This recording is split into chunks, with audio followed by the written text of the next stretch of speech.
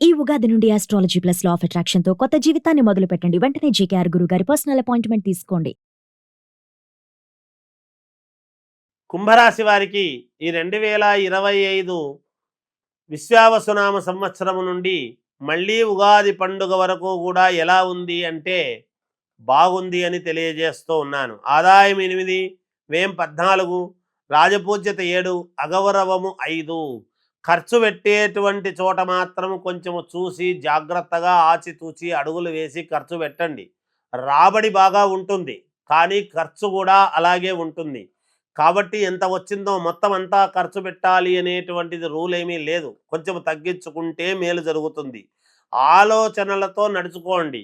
ఏ పని చేస్తూ ఉండినా, ఎటు అడుగు వేసినా ఒక్కసారి ఇది కరెక్ట్ అవునా కాదా అని మిమ్మల్ని మీరు ఆలోచన చేసి ముందుకు అడుగు వేస్తే విజయాలు కలుగుతాయి. బంధువులతో జాగ్రత్తగా ఉండాలి. కావాల్సినటువంటి బంధువుల వల్లనే కొన్ని ఇబ్బందులు వచ్చే పరిస్థితి ఉన్నది.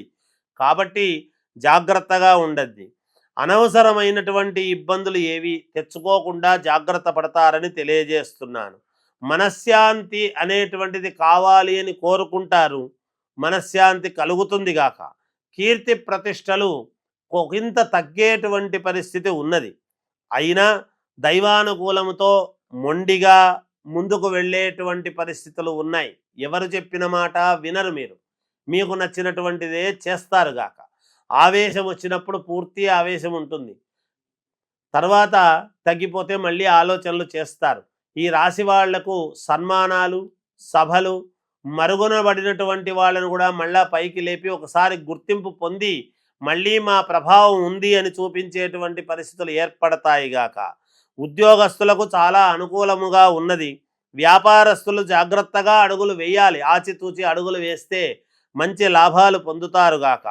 పోలీసులకు, డాక్టర్లకు ఈ సంవత్సరము చాలా బాగుంది. అధికమైనటువంటి శ్రమ చేయాల్సినటువంటి పరిస్థితులు ఏర్పడతాయి. విదేశాలకు వెళ్ళేటువంటి వాళ్ళు వెళ్ళవచ్చు. అక్కడే స్థిరపడాలి అనుకునేటువంటి వాళ్ళు స్థిరపడవచ్చును.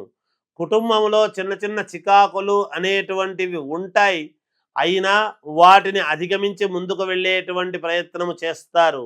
స్థాన చలనం అనేటువంటిది వెళ్ళాల్సినటువంటిది కలగొచ్చును.